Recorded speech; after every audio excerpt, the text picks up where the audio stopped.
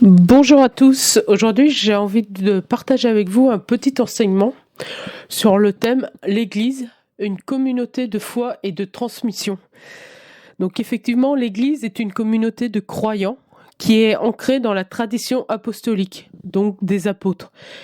Elle tire sa source des événements liés à Jésus, donc sa révélation, et continue de transmettre cette relation divine à travers les âges jusqu'à nous.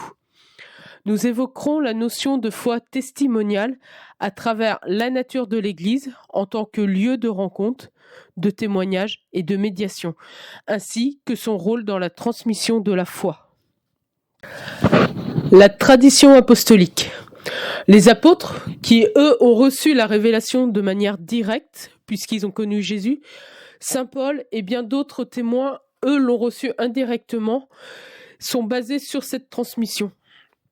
Si celle-ci a pu avoir lieu, c'est grâce à la relation que chacun a eue avec Jésus, homme ou avec le Dieu trinitaire. Aujourd'hui, la transmission de cet événement continue dans cette succession apostolique. La révélation nous est donnée grâce à l'Esprit qui continue d'œuvrer dans l'Église. La transmission ne s'arrête pas avec la mort de Jésus, elle est encore présente aujourd'hui. L'Église comme un lieu trinitaire. Cette transmission devrait se faire dans l'Église en toute logique. Celle-ci est un lieu de rencontre. Elle permet de témoigner de la relation que chacun a avec Dieu. Elle est aussi la médiatrice de cette relation. C'est pour cela que nous parlons de l'Église comme un lieu trinitaire. Elle est censée être dans une démarche de transmission apostolique, montrer sa relation au Père et envers ses frères et sœurs. Mais ce n'est pas forcément automatique. L'Église, non pas comme institution, mais comme croyants multiples, n'est pas toujours le reflet de cette transmission apostolique. À titre individuel, nous pouvons être dans une communauté qui est dans cette tradition, mais qui n'instaure pas cette certitude d'être en relation avec Dieu. Derrière cet aspect de la communauté, chacun est appelé à faire un travail d'interprétation, d'écoute, un travail synodal. Le fait de marcher ensemble dans les pas de Jésus qui nous a montré le chemin.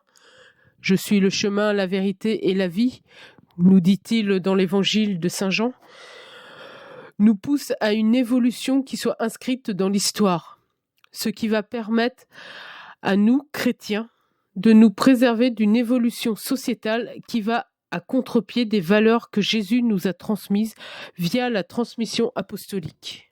Ce que l'Église, les croyants veulent transmettre, c'est ce que nous appelons une foi testimoniale.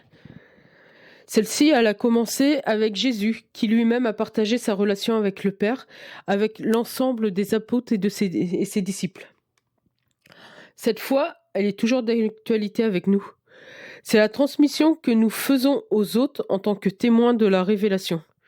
Nous sommes ou nous devrions être des témoins capables de témoigner l'annonce que Jésus a faite il y a 2000 ans. Mais pour être témoin, il ne faut pas être uniquement sur la parole et dire que Jésus est vivant, mais il faut être en capacité de la vivre. La foi que nous portons nous amène à la vivre pleinement dans notre quotidien. Vous vous demandez peut-être pourquoi ? Parce que je ne témoigne pas de ma foi, mais c'est ma foi qui se témoigne d'elle-même et qui témoigne de quelque chose d'autre qui nous dépasse. C'est dans nos actes que nous serons en capacité de mettre en œuvre notre témoignage. C'est dans nos relations avec autrui que nous témoignons de notre relation à Dieu, à Jésus. À ceci, tous connaîtront que vous êtes mes disciples si vous avez de l'amour les uns les autres. Retrouve-t-on encore dans l'évangile de Jean au chapitre 13, verset 35. C'est ainsi que notre foi sera attestée. L'Église comme institution. L'institution est le reflet de ses membres. Elle est capable de vivre la fraternité évangélique qui lui est transmise par les apôtres. C'est un modèle de vie qui lui est transmise et qu'elle valide comme norme de la vie chrétienne.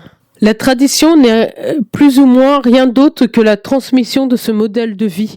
Nous aussi, nous sommes dans cette même vie avec Jésus que les apôtres ont pu vivre. Cette transmission apostolique s'est établie en plusieurs étapes qui passent par les écrits et la vie communautaire.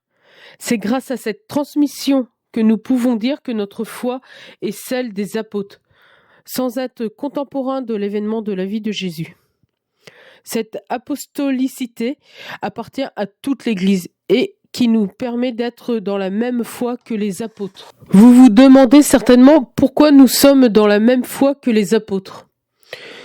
Tout simplement parce qu'ils nous ont transmis leur foi, qu'ils l'ont attestée, comprise et donc transmise. Les apôtres ont pris conscience que l'expérience qu'ils ont vécue avec Jésus était quelque chose qui les dépassait. Ils ont reçu, cru, puis transmis. Il fallait qu'ils le transmettent. C'était le témoignage de leur foi qu'ils témoignaient. Cette relation à Jésus nous est transmise par les apôtres. Aujourd'hui, ce n'est pas d'abord un contenu que nous avons à transmettre, mais une relation, notre propre relation à Jésus. C'est cela qui témoigne à l'exemple des apôtres. En effet, on peut témoigner avec la parole que Jésus a fait tel et tel miracle, qu'il a été vers telle et telle personne. Mais pour vraiment témoigner de sa foi, il est important de le vivre soi-même et de ne pas simplement avoir des paroles. Les apôtres, c'est ce qu'ils ont vécu. Après la mort de Jésus, ils ont témoigné de leurs actes et pas simplement de ce que Jésus leur avait dit. Alors non, nous ne croyons pas à la foi des apôtres. Nous ne croyons pas à la foi de l'autre. Mais nous croyons ensemble à cette relation que nous avons chacun avec Jésus.